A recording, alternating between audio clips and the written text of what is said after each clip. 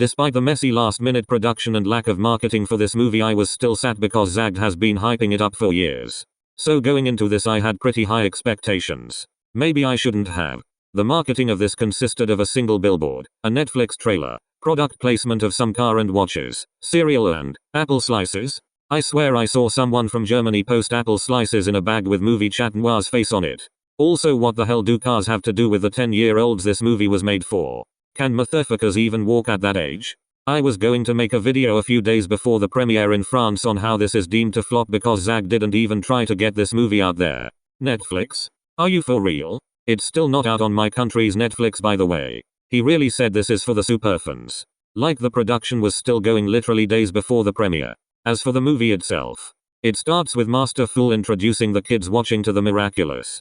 It's the first day of school. Marinette is embarrassed about her father babying her and having no friends. Marinette has a song and dance number as she hallucinates and tries too hard to come off as clumsy and quirky. How the fuck did you make those barrels fall on you, girl? Bye. Then it cuts to Gabby coming in this building where we see actual employees working for him unlike in the show. Marinette pulls up to school and Nino bumps into her with his skateboard, resulting in her bumping into Chloe and getting coffee on her Gucci shirt. Just put it in rice. Chloe plays nice because she's being recorded and leaves with her girlfriend. Then we get in the school and Alia tells Marinette they are meant to be. Still a better love story than Adrinette. I hear Yuri bells ringing. Then back to Gabby sobbing. Marinette hallucinating again. Chloe jump scare. Marinette running off to the library. Marinette meeting Adrian. Adrian-Nino interaction. So they already know each other despite this being the first day. Does this mean this isn't Adrian's first year in public school? We wouldn't know because they never get into that. Also, it seems like Chloe has known Marinette for a while and Marinette has a reputation for being clumsy. Even though it's her first day, I guess these people have known her for years. Throughout the day Marinette avoids getting burns from Chloe's hair straightener and meets Adrian in the library, who is already in there studying, on the first day of school. I get he's closed off and has trouble making friends because of grief, but like, is it only in my country that we never do classes on the first day and are just given the books for the year and are told to fuck off? Private schools aside. Because I know they have like 7 or 8 hours of class standard. This isn't a private school though. Whatever. There is no conflict between Marinette and Adrian when they first meet, unlike the chewing gum incident in the show, but he does call her weird, so that's cute. And I need y'all to stop mischaracterizing him, oh my god. She is weird and he wasn't even being mean. Nino invites him to some rides and it cuts to much later in the Agrest mansion where Gabby neglects his son and Adrian has his musical number and hallucinates his mommy. Meanwhile Gabby is staring at the painting of Emily, the same one from the show. Still based off of a painting of a woman with fertility issues. Keep that in mind for the Senti Adrian stuff later. He transforms and Foo's spidey senses tell him it's time to choose holders for the Ladybug and Cat Miraculous because apparently these two are summoned in times of chaos and he somehow just knows when a Miraculous is used. I guess because he's the guardian? This is me assuming because it's never stated. So the Miraculouses have a mind of their own in this version and can fly around and do whatever they want. They can even rob banks probably. We go back to the school where the kids are going home and for some reason they get out of school late at night. Okay. Marinette runs away and Master Fool runs after the Miraculous flying in broad daylight.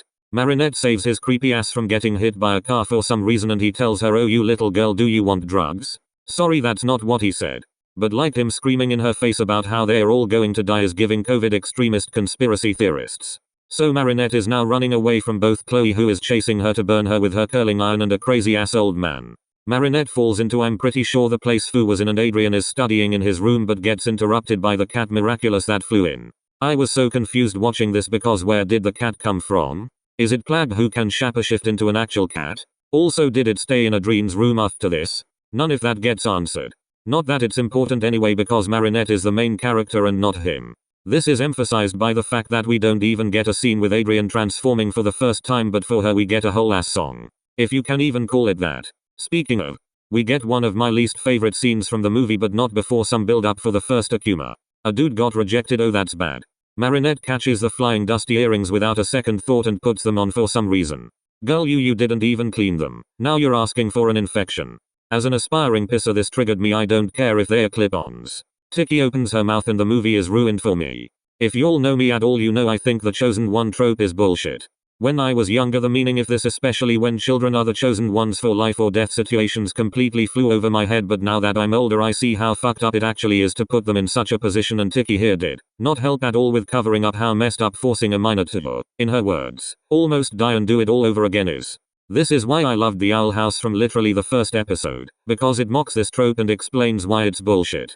But I'm not here to compare different shows. All this to say, when I started watching Miraculous at 11 years old, I never really cared for these two teenagers being chosen by a bored rotting old man to experience irreversible trauma and life or death situations to defeat a crazy ass psychopath, and dooming their teenage years forever when that should be the adult's job. In the show, the way the main two were chosen was pretty forced, but nobody really cares to talk about it because the way that played out in the movie pales in comparison with how forced and cornered they both were. If not Adrian, since it gave him an opportunity to get his mind off things. Marinette, who already has a lot on her plate and is literally cornered by Tiki, who won't take no for an answer. I actually hated Tiki in this movie. God, she was so annoying. I hated both Plag and Tiki actually. We'll get into Plag later. Tiki's rap here is the most atrocious piece of music I've heard since Kachi's debut. Get away from this child, you freak ass red dot. And it looks like Tiki can just transform Marinette whenever she wants because she didn't even say spots on. Ladybug's yo-yo flies her to crash into Chat Noir and commit vandalism. They wake up after probably getting glass shards in their skin, and Chat Noir immediately makes a bad impression by saying this is a dangerous place for a young lady late at night. No weird undertones at all. He calls her sidekick, and if Thomas A. Struck saw this he would be screaming and pulling his hair out. The dude who got rejected got plastic surgery to look like a gargoyle looking motherfucker. It's giving Tusk. Just kidding, he's akumatized. Chat Noir tries to defeat it himself and eventually ends up in a subway station. Oh hey, little Adrian is here.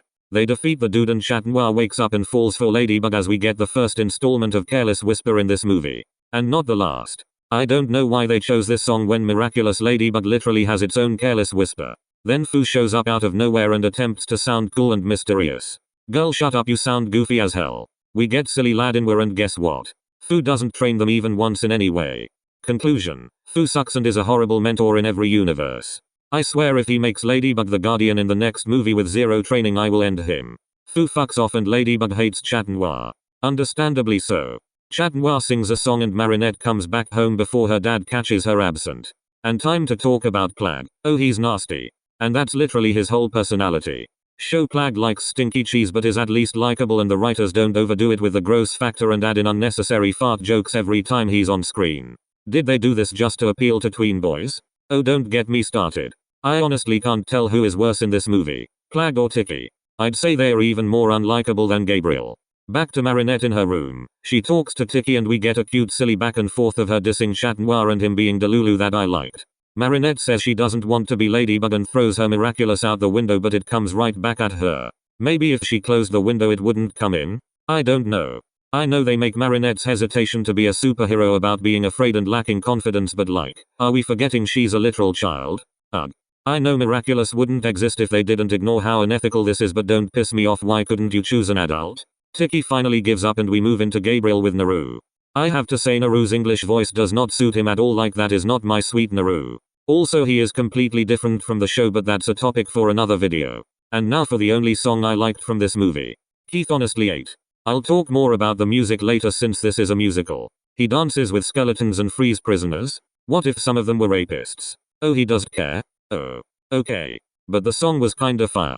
Don't know what Miss Card Hottie did, but she's fine as hell. She's innocent, your honor. Next day, Alia and Marinette talk about Ladybug and Chat Noir and... Wait, were these people akumatized all night waiting for the morning? I guess. Bob Lady smashes some cars and I wished she smashed me. And Adrian and Nino are on their way to the fair. Nino says he has the best relationship advice and we get another silly back and forth with them and Marinette with Alia giving contradictory advice. I really wish we got a full montage of Chat Noir trying these tricks on Ladybug to get him to fall for her or whatever, unless he thought Nino's advice was cap and decided not to do any of it. Because he was definitely not mysterious, that's for sure. The akumatized villains are on the news and we get more Marinette's dad being silly and overprotective. The core four meet up but split, leaving Adrinette alone, and Tom is right there listening. And blows his cover after Marinette mentions him. Did Adrian think she was lying about him being a baker? Anyways, Gabby calls Adrian transformed and tells him to go home because it's not safe. Show Gabby would never. Marinette is embarrassed, awkward moment, and I kinda felt bad for Tom, to be honest. I don't see this kind of portrayal of parents and how they feel bad when their kid says they've embarrassed them after being seen together, but it's realistic. Alia and Nino get on a ride together and Bob Lady with her mime cause #chaos yes. Shit explodes and Marinette hallucinates once again. No, seriously, where is she? Is she supposed to still be out there, singing while the world around her is burning? Girl. Anyways. She's still scared but sucks it up and transforms. Still on bad terms with Chat Noir. Chloe gets thrown in the trash. Thomas struck claps. Ladin was squash the beef and the villains are defeated.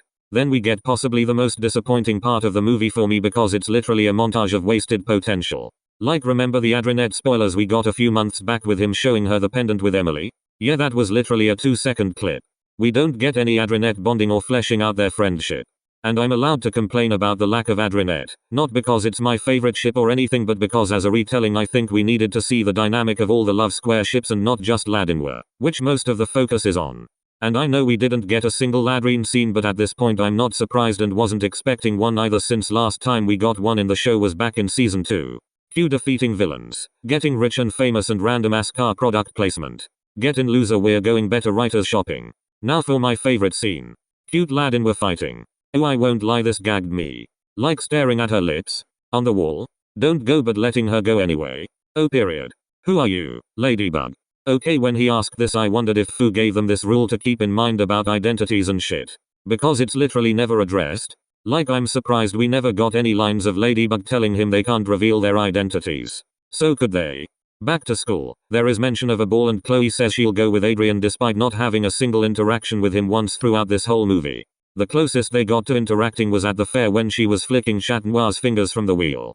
Anyways Marinette has her standing up moment and I can't lie, you did not gag her baby. Like you are the last person to be talking about hair. Not with those pigtails. Humble yourself. Later Marinette is preparing to ask Adrian to the ball. Chat Noir calls her and takes her to the theater his mum performed in. They have a romantic song and dance number in the clouds. At the end he tries to kiss her and she rejects him. I am so confused. What the fuck was she leading him on for these past 4 minutes? Why did you just waste my time? I know your ass wasn't looking at him platonically here. After this Adrian goes home and talks back to his father. Oh girl he wasn't even trying to fight. Like Gabby is in the trenches look at his drunk ass. That's what you get for neglecting him you dumb bitch.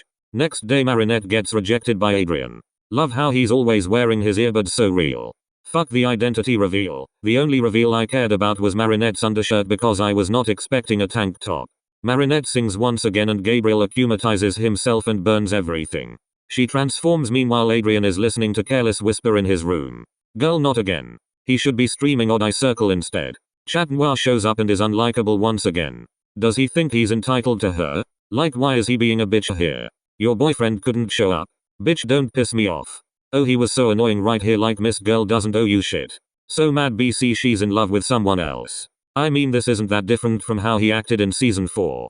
Chat Noir's dumbass instead of sucking it up and just doing his job instead of lashing out on her tries to defeat Gabby himself but fails and destroys the Eiffel Tower. Wouldn't be a miraculous movie without the Eiffel Tower burning down. He falls in water and Ladybug gets him out. Gabby somehow has the power to suck up her miraculous and I'm wondering what kind of plot armor this is. Can't he just give himself the power to do this in the show? He tries to do the same with Chat Noir but he fights it and gets a few cuts. Oh violence let's go. The scenes with the fire were actually pretty cool. Marinette sits there and Gabby makes some of Chat Noir's mask melt away and he recognizes Adrian.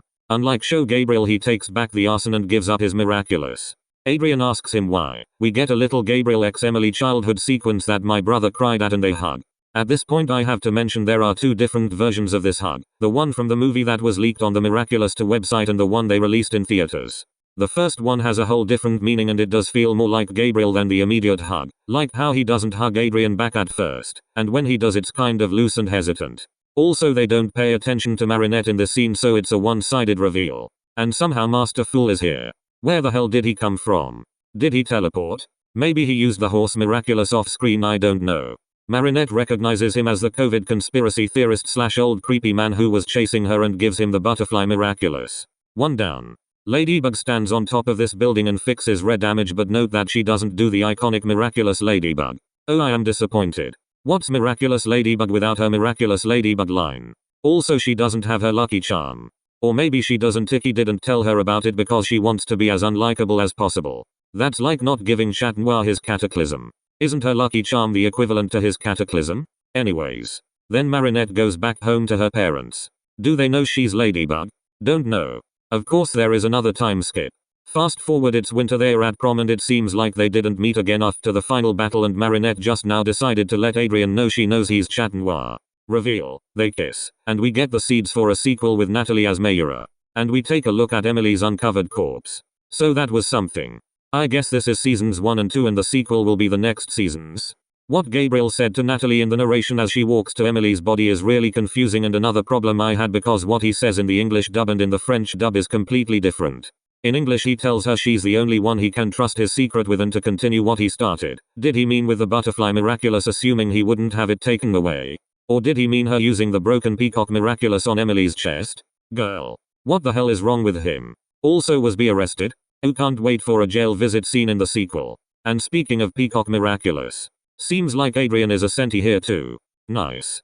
Painting with reference of woman with fertility issues. Broken peacock miraculous creates humans. Emily dies. I don't think we need any more proof, to be honest. I can't believe the fandom was demanding even more proof, as if this wasn't enough. Most dense people ever, actually. And no, Gabriel doesn't need to stoop as low as he does in the show and control Adrian at every opportunity for him to be a centibing.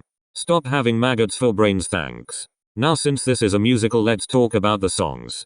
I am not a fan of musicals, so maybe I'm biased, plus missed of the songs and my taste, but I didn't really care for them. I did kinda like Gabi's villain song, and I really like the dramatic ass soundtrack of the ending scene. Don't think I have to rant about the bizarre contrast of Christina and Lou's voices, as everyone had ranted about it already. Come on now. I don't care if you promised her. Let Miss Christina sing. Like knowing one of her career goals is her music, I found it foul that Zag didn't let Christina sing her own character's songs. They let Tiki's VA get away with singing but not Christina? Don't piss me off. Polite and harmless criticism aside, I had to shit on whoever decided it would be a good idea to whitewash Max. I know he's just a side character who doesn't even get lines in this movie, but them making him 5 shades later is disgusting. Damn, we should have boycotted them just for this. As if ruining Allah's hair wasn't bad enough. Like they have to be doing this on purpose. I think the pacing is what's making this movie lackluster. Like there is so much to cram into a 1.5 hour movie, and you can tell they were struggling to juggle it all because the first 20 minutes are slow as hell and barely anything happens, and suddenly it's super fast paced. As for the love square development, I already said how I feel about Adrinette, but the lad in Were conflict made chat look like a red flag, honestly. To be fair, she did let him on in their little song in the clouds, but his ass was acting entitled as fuck. Another translation issue. In English she says, "What is this feeling now? I cannot fall for him. His eyes move me somehow. I shouldn't start something." But in the French version they change it to, "What is this emotion? I can only see him. As soon as he pronounces my name, the universe smiles at me." Obviously completely different, and I don't know why they shied away from the actual meaning as much as possible. Are we supposed to believe she had some kind of feelings for him here before she rejected him? The French dub does not indicate that, but the English version does. Since I complained about the lack of Adrinette and overall development, in the novel of this movie that was barely promoted they explain a few things that are never shown in the movie. Haven't read the whole thing, do I don't know if they explain Chloe and Adrien's relationship, as they never interacted on screen. According to the book, Adrien left his mom's pendant at the library when they first met. Marinette found it and gave it to him the next day, and Adrien thanked her for it and told her about his mum. And that's what that little scene of them in the montage was. Also, the book says that Adrien fell in love with Marinette and Ladybug at the same time, but the movie didn't make it clear and only showed his love for Ladybug. So without this, when she tells him she's Ladybug, it just looks like he likes her because she's Ladybug. If I have to read a novel based on a movie to fill in the gaps, I'm afraid you did not do a good job with the movie. Zag is the king of false advertisement because half of the scenes from the first few trailers we got aren't even in the movie. Also, they never told us if Gabriel feeds Naru in this universe. They kinda just did an Akuma fight speedrun and we never saw Naru again. Okay. From what we saw, Naru's personality is different from the show and is nowhere near as submissive. Like he's sassy and shit. As a mini god should be. Girl boss Naru, don't let this human scare you. Overall I think this was okay, but there are definitely flaws. The pacing is questionable and some things don't make sense, but something I can praise them for 100% is the animation. Which according to some sources they were still working on last minute. Damn, you couldn't tell. If anything, I'd think they were writing over the animators. Oh, also, there is no Leela in this movie. Yeah, I just realized this. Or maybe she's lurking somewhere in the background with her wigs, I don't know. I am giving this a 6.5 out of 10. Thanks for watching, bye.